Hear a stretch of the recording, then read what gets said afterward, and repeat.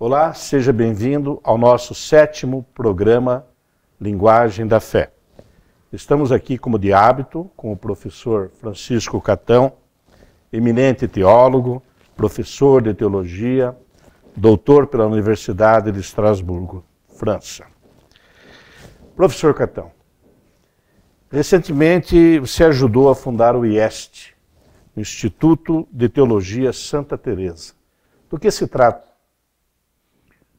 O IEST é um presente que a Ordem do Carmo dá à Arquidiocese de São Paulo por ocasião do 50º centenário, 500 anos, do nascimento de Santa Teresa.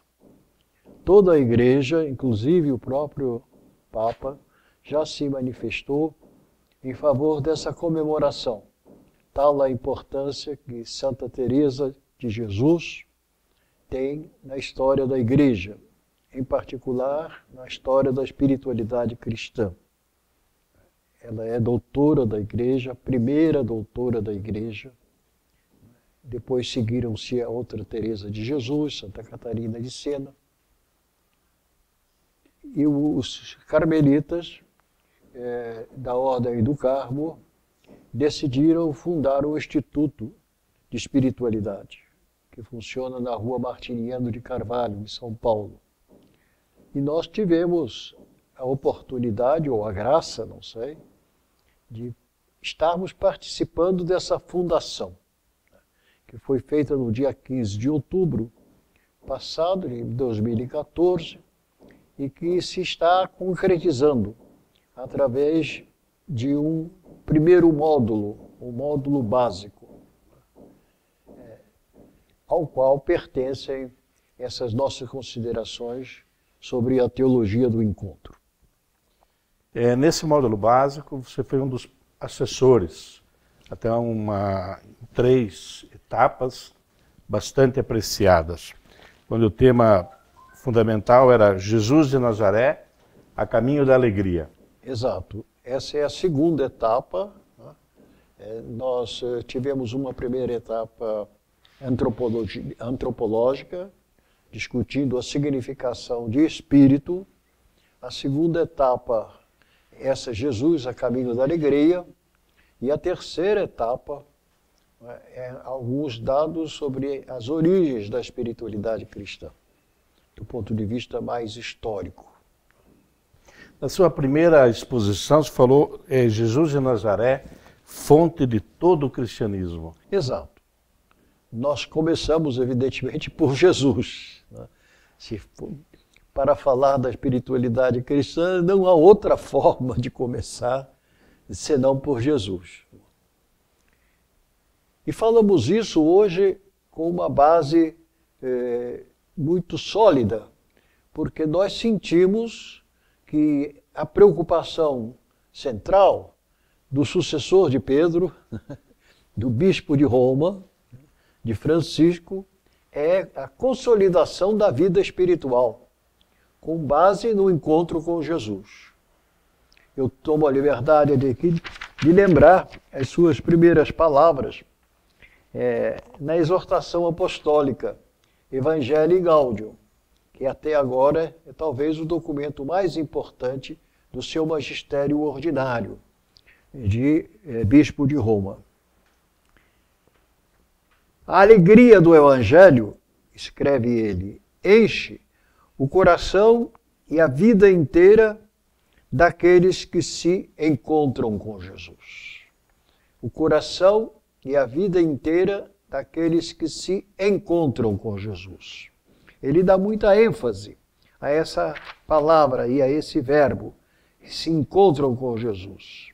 E comenta algumas palavras depois: convido todo cristão, em qualquer lugar e situação que se encontre, a renovar hoje mesmo o seu encontro pessoal com Jesus Cristo. Ou pelo menos, a tomar a decisão de se deixar encontrar por Ele, de o procurar dia a dia, sem cessar. Nos deixarmos encontrar por Jesus, Esse é o mote da vida cristã, segundo o Papa Francisco. E quem é esse homem, Jesus, que devemos encontrar? Essa é a grande questão. Quem é esse homem Jesus que nós devemos encontrar? Não é propriamente a história de Jesus, porque isso é uma coisa que nós aprendemos pela leitura, pela inteligência, pela leitura dos documentos do chamado Novo Testamento. É um encontro com o Filho de Deus, que nós só conhecemos na fé e no Espírito. Pois para confessar Jesus Cristo, ninguém confessa Jesus Cristo senão no Espírito de Deus. É esse encontro que foi realizado na Palestina, há 2000 anos, de Jesus, o filho de Maria, conhecido como Jesus de Nazaré, o filho do carpinteiro, do Tecnon, como diz Marcos no seu evangelho, o filho do carpinteiro, conhecido de todo o vilarejo, um pequeno vilarejo de Nazaré. Ele acompanhou o grupo de pessoas que descia ao Jordão para se fazer batizar por João Batista. E João Batista foi o primeiro que reconheceu nesse homem, nesse artesão, que ele era o enviado de Deus, que ele era o Cordeiro de Deus. O reconhecimento de Jesus por João Batista foi um dom do Espírito Santo, foi um carisma profético forte. João Batista é talvez o maior profeta nesse sentido, porque ele conhece a realidade desse homem, desse artesão de Nazaré. E alguns dos seus discípulos, então, se entusiasmaram, e começaram a caminhar com ele. Ele se voltou e disse: o que é que vocês querem? E eles perguntaram: Rabi, já o chamam de Rabi, né? Rabi, onde moras? Então eles foram se encontrar com Jesus na casa de Jesus, onde Jesus estava hospedado. Ora, esses discípulos da primeira hora, André, Pedro, esses discípulos da primeira hora, eles foram a semente de um grupo de outros tantos que Jesus reuniu e se encontrava com eles diariamente. Eles passaram a participar de sua vida. Primeiro na Judéia, na Galileia, depois quando Jesus quis se dedicar mais exclusivamente à sua formação, os levou para as regiões pagãs. E depois de acompanhá-los durante mais de 2 anos, talvez até 3 anos, Jesus subiu a Jerusalém, onde ele sabia, tinha uma noção daquilo que o esperava. E onde ele foi recebido com os hinos de Hosana ao filho de Davi. Ele foi discutir no templo com os judeus, ele foi suspeitado de revolução contra a prática da lei mosaica, ele foi preso e ele foi entregue à autoridade de Roma para ser crucificado. Mas ele deixou na memória desses homens uma impressão imorredora. Embora eles não tivessem tido a condição de acompanhá-lo na cruz, na sua condenação, eles o abandonaram. O próprio Pedro o negou 3 vezes antes que o galo cantasse. Esses homens, eles guardavam uma memória cheia de esperança, de que Jesus verdadeiramente vinha cumprir a promessa divina de salvação da humanidade, tal como ela está em todos os profetas, a começar de Isaías. É muito interessante, Lucas, antes de terminar o seu evangelho, ele conta uma história extremamente importante, dizendo que 2 discípulos deixaram Jerusalém sem esperança, decepcionados pelo fim desse homem, Jesus de Nazaré.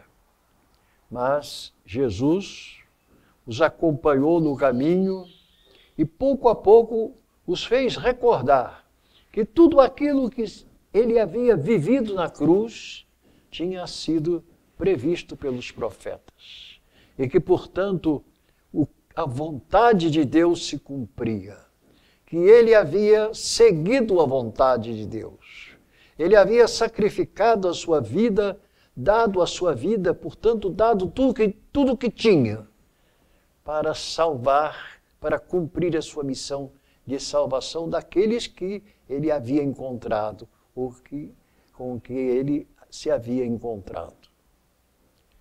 Então, no momento em que em Emaús, não é, eles se dispõem em torno de uma mesa, né, para tomar uma refeição, Jesus se dá a conhecer, porque ele repete o mesmo gesto que havia feito na última ceia que tomara com os discípulos. É o mesmo Jesus que participara da última ceia e que agora comia com eles no castelo de Emaús. Então, deu-se uma espécie de momento de iluminação. Eles reconheceram Jesus e, nesse momento, eles não viram mais Jesus. Eles agora tinham que acreditar que esse homem que se tinha manifestado como Filho de Deus, esse homem tinha ressuscitado. Havia triunfado da morte. Voltaram a Jerusalém e os outros discípulos confirmaram. Sim, ele ressuscitou. Ele já se fez ver entre nós. Então, esse é o Jesus que nós encontramos. É o Jesus ressuscitado. Se o Jesus em que nós acreditamos que realmente nele se cumpre a vontade de Deus para a salvação de toda a humanidade. É nessa perspectiva que nós devemos hoje ler o Novo Testamento, né? A começar pelas cartas de Paulo, né? Todas elas iluminadas por esse facho de luz, que é a certeza de que Jesus está vivo. E aos poucos a comunidade cristã foi escrevendo as suas memórias, escrevendo, interpretando a vida de Jesus à luz da ressurreição. E essa é a forma de ler o Evangelho, né? O que nós chamamos a Lectio Divina. É interpretar as narrativas, as parábolas de Jesus, as palavras de Jesus à luz da ressurreição. É perceber o seu sentido último, que é um sentido definitivo, um sentido que está voltado para a história. Seria um erro se nós nos apegássemos à letra dos evangelhos. Se nós quiséssemos voltar às realidades históricas tais como Jesus viveu. Porque o evangelho, na experiência dos discípulos, é a manifestação do Espírito de Jesus. Nós não encontramos Jesus como uma pessoa do passado. Jesus quer se encontrar conosco como alguém que está vivo e que vem até nós, né, para nos partilhar a sua vida. Qual é a vida de Jesus? A vida de Jesus é o Espírito. O Espírito é a vida de Jesus porque ele é Deus. E o Espírito é aquele que comanda a relação do pai com o filho. O Espírito é a vida do relacionamento entre o pai e o filho. O Espírito pertence à Trindade, faz parte da Trindade. É esse mesmo Espírito de Jesus, que faz parte da Trindade, que é a vida de Jesus, que anima esse homem, Jesus ressuscitado. E nós compartilhamos, nós encontramos Jesus no Espírito. O nosso encontro com Jesus é um encontro espiritual. Espiritual não só no sentido de que não é material, mas espiritual no sentido próprio e cristão do termo, quer dizer, é um encontro de amor, um encontro de reciprocidade, um encontro de relação pessoal. Participando do Espírito de Jesus, nós participamos da relação do Filho com o Pai, da relação com Deus, que dá sentido à nossa vida. Eu acho que esse é o Jesus de Nazaré que o Papa nos convida a encontrar. Então, a convicção de que Jesus é o Cristo, o ungido de Deus, ela está na base de todo o cristianismo. Sem dúvida. E ela foi sendo desenvolvida, né? Ela não aconteceu de uma hora para outra, né? Essa convicção. Exato. Ela foi desenvolvida e, por assim dizer, pedagogicamente incutida, né, no espírito dos primeiros discípulos, que formavam a comunidade cristã. Essa comunidade, a que Jesus promete a vinda do Espírito. Se eu não for, vocês não receberão o Espírito. É melhor para vocês que eu vá, porque então vocês receberão o Espírito. Essa foi a promessa cumprida em Pentecostes. É muito importante a gente entender esse início do cristianismo. Toda a espiritualidade cristã nasce desse momento de graça, momento único de graça, que nós celebramos na igreja, começando do Natal e até, através da Páscoa, até Pentecostes. Tá bom? Ok. Tá. Então, professor Catão, eu lhe agradeço muito essa exposição, mas nós vamos dar continuidade. Sem então, dúvida. Nós estamos terminando o nosso 7º encontro, mas no próximo daremos continuidade a esse mesmo tema com o professor Catão. Até breve. Muito obrigado.